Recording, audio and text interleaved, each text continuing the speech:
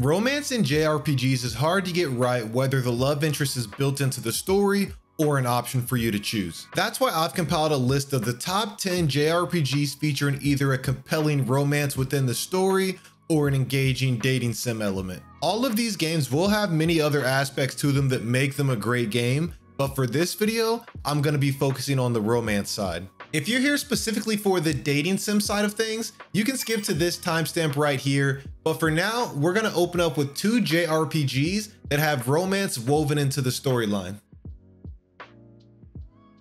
Romance aside, Tales of Arise is easily one of my favorite JRPGs to come out in the last few years. It felt good playing a game where the 2 main characters' feelings for one another became clear and not just dancing around it the entire storyline just to have one moment at the end where they finally confess their love for one another. I liked it that we got to experience it and watch it grow throughout the progress at the end of the game. The romantic storyline in Tales of Arise centers around Alphen, a man with amnesia who is of the Dahnan race who are slaves to people of the Renin race. Now, a unique thing about Alphen is that he cannot feel pain, and then his love interest is going to be Xion, who is a Renin noble woman with the curse called Thorns. And now this curse causes pain to anyone that touches Xion. And as I mentioned earlier, you may have caught on, Xion is part of the Renin race, who are the people who have Alphen's race enslaved. There are other subtle romances hinted at with other party members, but they aren't explored as deeply as Xion and Alphen are. Alphen's objective is to liberate his fellow Dahnan people from Renin oppression,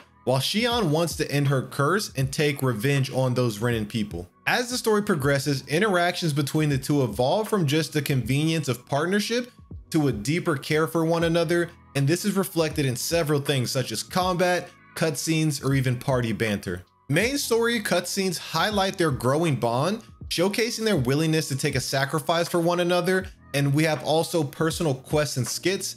And now the skit dialogue is optional whether you read it or like have it play through or not, but often that skit dives deeper into characters' feelings and their relationships, and this doesn't just end with Alphen and Xion, this goes to the entire party. So I mentioned that there are some subtle romances mentioned with other party members, and this is where they're going to be explored at in these skits. The skits are optional, but that's one of the reasons why I love them though, is because they provided additional context and developed the romantic subplots with the other party members and Xion and Alphen, making like their relationships grow and build feel more organic, and we see kind of the playful flirting evolve into actual deepened feelings for one another that makes it feel well integrated within the story. On top of all that, it's just an amazing action-based JRPG. So if you're looking to experience a romantic JRPG with depth, Tales of Arise is going to be an amazing option for you. Final Fantasy X is probably one of the most praised Final Fantasy games besides Final Fantasy VII. The story has a ton of depth. At the center of it is a romantic storyline that's going to mainly be revolving around the relationship between the 2 main characters, Tidus and Yuna. I know some people say Tidus, I've been saying Tidus, and so don't kill me in the comments based on your preference. Tidus meets Yuna, and Yuna is a summoner from the world of Spira, and Tidus is thrown into this world from a different dimension. The main story revolves around their journey to defeat Sin, a giant whale-like creature that's terrorizing Spira. And as you're on this journey, you get to experience the relationship between Tidus and Yuna grow even stronger as they begin to grow closer. Tidus is going to be supporting Yuna through her pilgrimage, while Yuna helps Tidus adapt to the world of Spira that he's just been abruptly thrown into. Yuna as a summoner is expected to give her life to summon the final Ion to defeat Sin, that well-like creature that I mentioned earlier, and that's what sets her on her pilgrimage. As you play through the game, you start to see Tidus kind of struggle to respect that decision that Yuna is just going to throw her life away, even though it's for the greater good.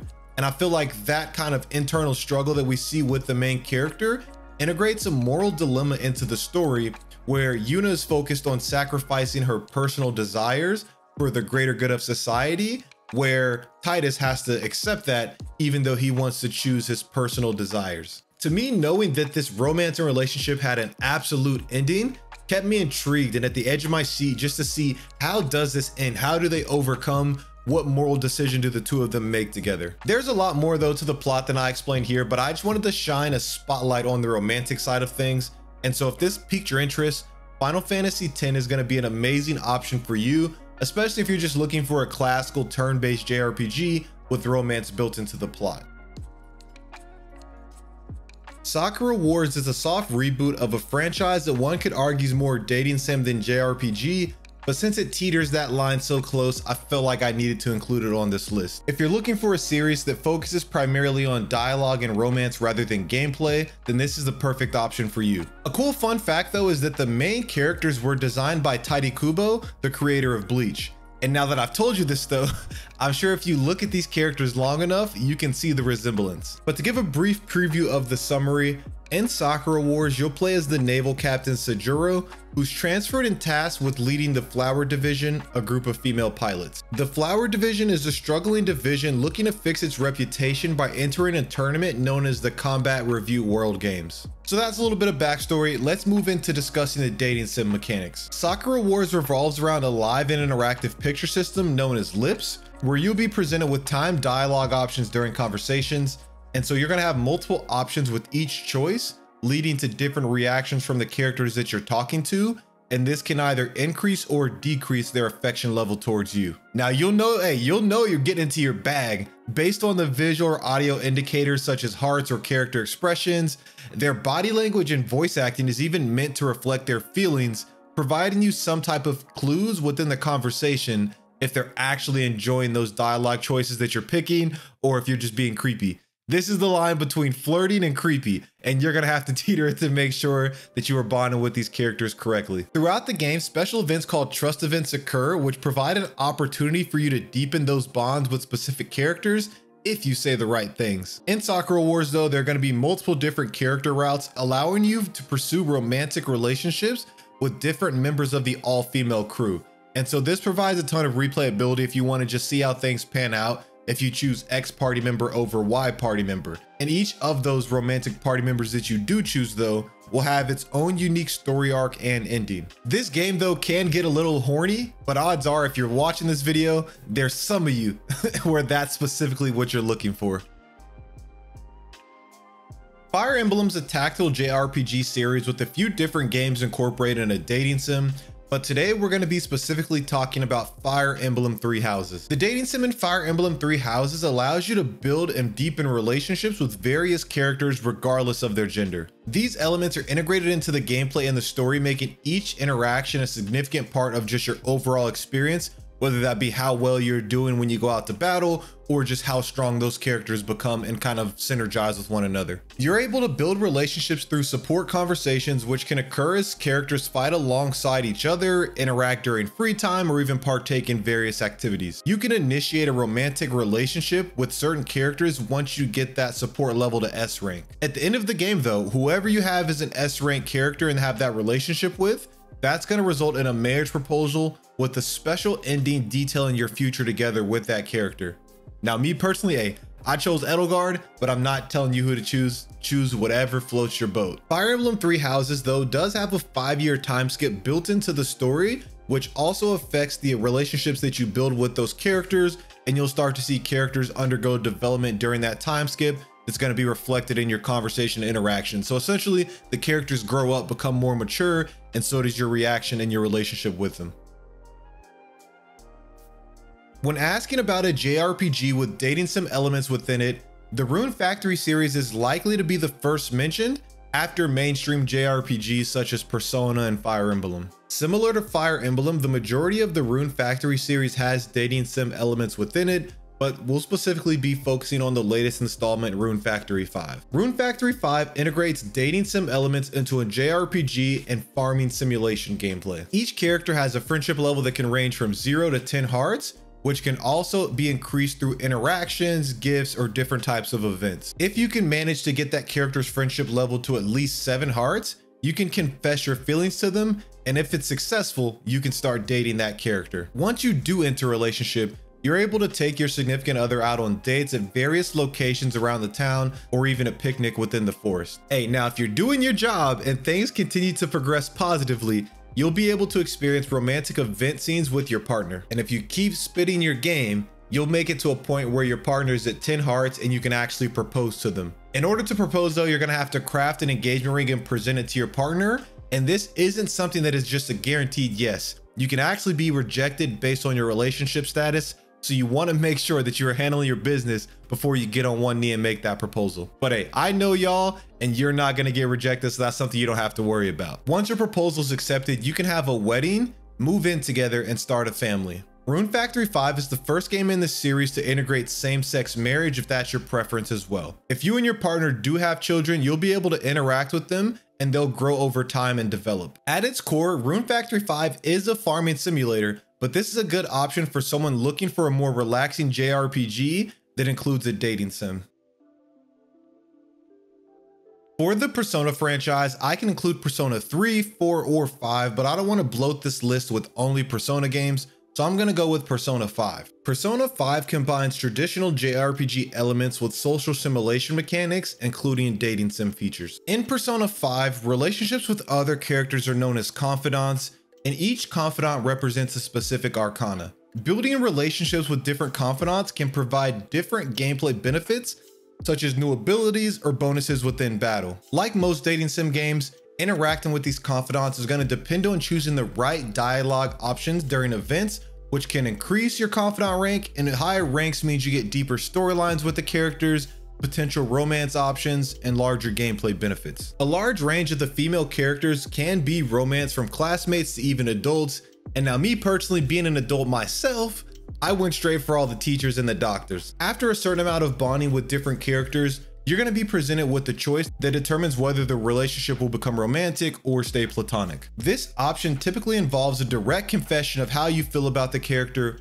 which, if it's accepted, transitions things to being more romantic. Once that romantic relationship though is established, you are able to take your partner out on dates, and during things like Valentine's Day, you can spend time with that partner. Special scenes and dialogues are unique to each character, so depending on who you're dating, it's not going to be the same for every character. You're getting a unique storyline for any romantic partner that you choose to pursue. Now, if you're out here trying to be a ladies' man, there are moments in the game where you're going to get jammed up and put into awkward situations.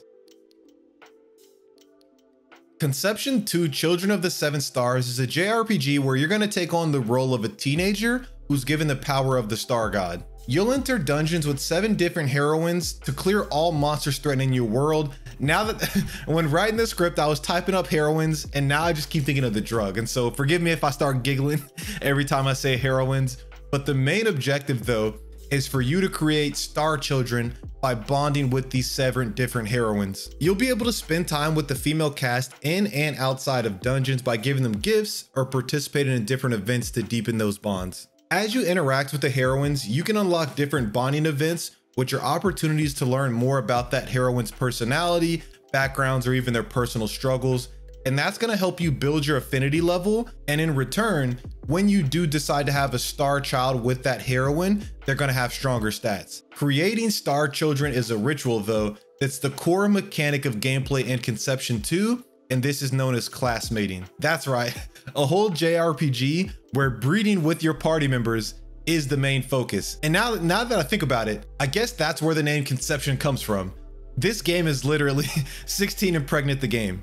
Okay, enough breeding jokes, let's finish this out. The ritual involves a short stylized animation sequence where Wake, the main character, and the chosen female connect their star energy. They do say that this ritual is non-sexual and it's portrayed in a spiritual manner, but we both know what's happening. With this being the core mechanic of the game though, it creates a gameplay loop where managing your relationships is going to be essential and impact like the direct effectiveness of how you're going to be able to go into combat and successfully clear dungeons. Thousand Arms is a classic JRPG, but the dating sim set it apart from other JRPGs during its release. That being said, romantic options aren't as vast as you can expect in today's games, but everything does revolve around affection points like we see in most dating sims, which are going to be key to measuring how women feel about you. Affection points can be increased or decreased based on interactions, dating, or giving gifts. Building more rapport with your romantic interest can unlock different abilities within combat, contribute to story development, and even give special endings. You'll be able to take female characters out on dates in different locations, but the impact of those dates varies based on the preference of the characters. So, you can't take a Fogo de Chao type of girl to Wendy's and expect the same results. And so the same thing is going to happen here in Thousand Arms. During these dates, you'll have to engage in conversation, and choosing the right dialogue options can increase your affection points but choosing the wrong ones can also decrease them. So not just everything you say, the girl's not just gonna be feeling everything you say. If you say the wrong thing, it's gonna reflect in those affinity points. Now, some dates can elevate from just dialogue to include mini games,